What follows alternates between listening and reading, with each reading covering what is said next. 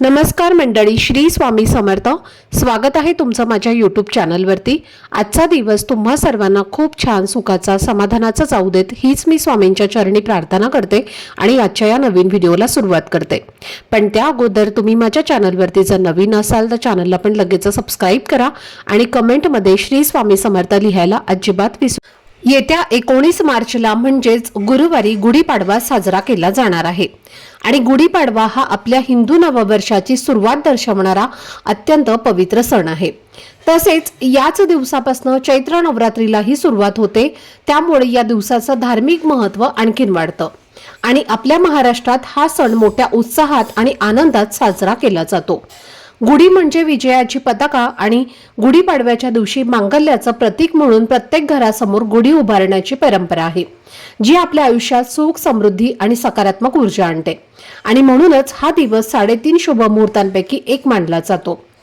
पण यंदा 2026 मध्ये एक विशेष योग सुद्धा आलेला आहे, कारण गुढीपाडव्याच्या दिवशीच अमावस्या तिथीचा प्रभाव आहे, ज्याची सुरुवात 18 मार्चला सकाळी 8:25 होईल आणि समाप्ती 19 मार्चला सकाळी 6:53 होणार आहे.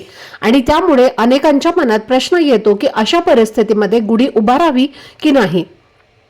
गुढी उभारण्याचा योग्य शुभ मुहूर्त कोणता आहे आणि कोणत्या वेळेत गुढी उभारणं योग्य ठरेल, तसेच या दिवशी कोणत्या रंगाचे कपडे घालावेत आणि कोणते रंग चुकूनही टाळावेत, याबद्दल खूप जणांना शंका असते आणि म्हणूनच या सर्व प्रश्नांची सविस्तर माहिती आजच्या व्हिडिओमध्ये मी तुमच्यासोबत शेअर करणार आहे. त्यामुळे व्हिडिओ हा स्किप न करता शेवटपर्यंत नक्की पहा, जेणेकरून तुमच्यापर्यंत योग्य ती माहिती पोहोचेल.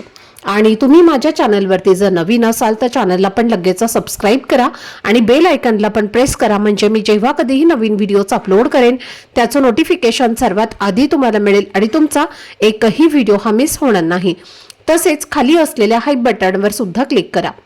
तर पहा, गुढीपाडवा हा आपल्या हिंदू मराठी नववर्षाचा पहिला दिवस आहे, जो दरवर्षी चैत्र शुद्ध प्रतिपदेला साजरा केला जातो आणि हा दिवस 3.5 शुभ मुहूर्तांपैकी एक संपूर्ण शुभ मुहूर्त मानला जातो. त्यामुळे या दिवशी नवीन काम सुरू करणं, घर खरेदी करणं, वाहन घेणं किंवा कोणत्याही नवीन गोष्टींची सुरुवात करणं अत्यंत शुभ मानलं जातं.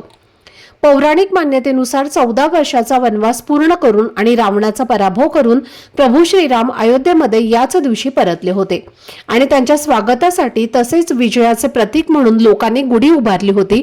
म्हणूनच गुढीपाडवा हा सण वाईटावर चांगल्याचा विजय म्हणून साजरा केला जातो आणि आपल्या आयुष्यातील नकारात्मकता दूर होऊन सुख, समृद्धी आणि ऐश्वर प्राप्त व्हावं यासाठी या दिवशी घरासमोर गुढी उभारली जाते. असंही मानलं जातं की याच दिवशी ब्रह्मदेवाने सृष्टीची निर्मिती केली आणि सत्ययुगाची सुरुवात झाली, म्हणून गुढीला ब्रह्मध्वज असंही म्हटलं जातं, ज्यामुळे या सणाचं धार्मिक महत्त्व आणखी वाढतं. आता यंदा 2026 मध्ये गुढीपाडवा 19 मार्च गुरुवारी साजरा केला जाणार आहे आणि या दिवशी एक विशेष गोष्ट म्हणजे सकाळी अमावस्या तिथी 6:53 संपत आहे. त्यामुळे आपल्याला त्या वेळेनंतरच गुढी उभारायची आहे. त्यानंतर चैत्र महिन्यातील प्रतिपदा तिथी सुरू होते, जी 19 मार्च सकाळी 6:05 सुरू होऊन 20 मार्च पहाटे 4:50 पर्यंत राहते. त्यामुळे उदय तिथीनुसार 19 मार्चलाच गुढीपाडवा हा साजरा केला जातो. गुढी उभारण्याचा शुभ मुहूर्त 19 मार्चला सकाळी 6:44 पासून ते 8:14 पर्यंत आहे.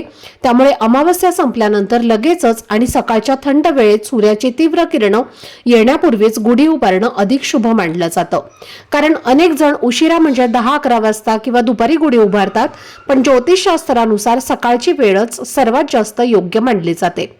गुढी उभारल्यानंतर तुम्ही घरातील इतर कामं तुम्हाला करून घ्यायची आहेत आणि त्यानंतर गुढीला नैवेद्य दाखवून विधीपूर्वक पूजा करायची आहे आणि सायंकाळी सूर्यास्तानंतर प्रदोष काळामध्ये गुढी उतरवायची असते आणि गुढी उतरवताना सुद्धा तिची पूजा करून आदराने ती खाली घ्यायची असते. गुढी उतरवण्याची शुभ वेळ 19 मार्चला संध्याकाळी 5:18 पासून ते 6:49 पर्यंत आहे आणि त्यामुळे यावेळी तुम्ही कधीही गुढी उतरवू शकता. आता एक महत्त्वाची गोष्ट लक्षात ठेवा की गुढीपाडव्याच्या दिवशी आपण पूजा करत असतो, पण दुपारी 2:04 पासून ते 3:34 पर्यंत राहू काळ आहे आणि या वेळेत कोणतीही पूजा, नैवेद्य किंवा शुभ कार्य करणे टाळायचं आहे आणि त्यामुळे राहू काळ सुरू होण्यापूर्वीच गुढीची पूजा पूर्ण करून घ्यावी. त्याचबरोबर आणखी एक खूप महत्त्वाची गोष्ट लक्षात ठेवण्यासारखी आहे ती म्हणजे गुढीपाडव्याच्या दिवशी स्त्री आणि पुरुषांनी तसेच घरातील लहान मुलांनीही चुकूनही काळ्या रंगाचे कपडे परिधान करू नयेत. कारण हा दिवस नववर्षाचा पहिला आणि अत्यंत शुभ दिवस आहे आणि काळा रंग या दिवशी पूर्णपणे वर्ज्य मानला जातो. काळा रंग हा नकारात्मक ऊर्जा शोषून घेणारा मानला जातो आणि त्यामुळे आपल्या जीवनात जडपणा, अडथळे आणि नकारात्मकता वाढू शकते. तसेच ज्योतिषशास्त्रानुसार काळा रंग शनिदेवाशी संबंधित मानला जातो आणि शनीला कष्ट, दुःख आणि अडचणींचा कारक मानलं जातं. त्यामुळे अशा पवित्र आणि मंगल दिवशी काळ्या रंगापासून दूर राहणं हे अधिक योग्य ठरतं. या दिवशी फक्त आपण काळे कपडे टाळायचे नाही तर गुढीला बांधली जाणारी साडी देखील काळ्या रंगाची असू नये.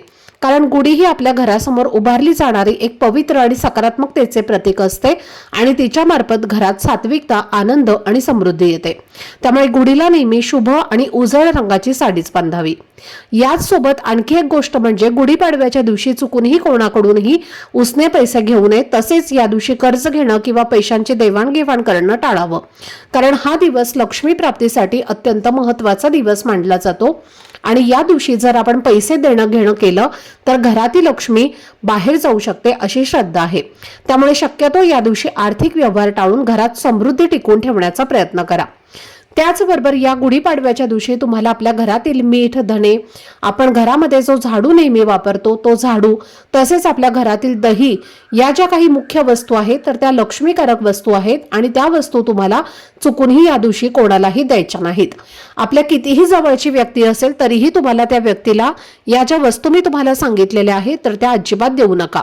बऱ्याच वेळेला आपण म्हणत असतो की बघा मी भरपूर कष्ट करते, मेहनत करतो, पण माझ्या कष्टाला यश मिळत नाही किंवा माझ्या मागे सतत साडेसाती का सुरू आहे.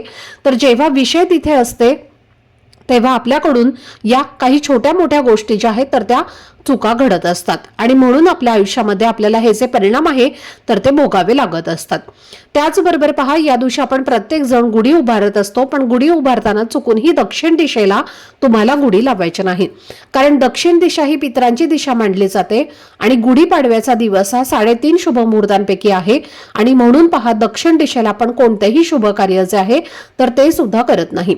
म्हणजे दक्षिण दिशेला तोंड करून आपण कोणतेही पूजा किंवा शुभ कार्य करत नाही. ती फक्त पितरांची दिशा आहे आणि म्हणून आपल्याला दक्षिण दिशेला चुकूनही गुढी उभा करायची नाही किंवा दक्षिण दिशेला तोंड येईल अशा पद्धतीने सुद्धा तुम्ही गुढीची पूजा करू नका. तसेच गुढीसाठी फाटलेले किंवा जुने वस्त्र जे आहे तर ते वापरू नये. प्रत्येक वर्षी गुढीला नवीन वस्त्र जे आहे तर ते तुम्हाला वापरायचं आहे. गुढीला वस्त्र वापरल्यानंतर तुम्ही स्वतः ते नंतर परिधान करू शकता, पण आपण परिधान केलेले आहे तेच वस्त्र तुम्ही गुढीला जर लावत असाल तर ते पूर्णपणे चुकीचं आहे. त्याचबरोबर आपल्या घरामध्ये एखादी नवीन साडी किंवा नवीन ब्लाउज पीस असेल जो तुम्ही कधीही वापरलेला नाही, आधी तर तुम्ही तेच वस्त्र तुम्हाला गुढीला लावायचं आहे. तर या गुढीपाडव्याच्या दिवशी भगवान विष्णूसह ब्रह्मदेवाची पूजा करण्याची परंपरा आहे आणि शास्त्रानुसार जो कोणी या दिवशी देवांची पूजा करतो, काही नियमांचं पालन करतो ना, तर त्याला वर्षभर देवांकडनं आनंद आणि चांगल्या आरोग्याचे आशीर्वाद मिळत असतात. एवढंच नाही तर विधीनुसार या दिवशी देवांची पूजा केल्याने सर्व इच्छा मनोकामना या सुद्धा पूर्ण होतात. आणि म्हणून या गुढीपाडव्याच्या दिवशी स्त्री आणि पुरुषांनी जास्तीत जास्त ओम ब्रह्मणे नमः या मंत्राचा जप करायचा आहे. किमान 108 वेळेला तरी या मंत्राचा जप तुम्हाला करायचा आहे. त्यामुळे भगवान विष्णू आणि ब्रह्मदेव यांचा आशीर्वाद हा आपल्याला प्राप्त होतो.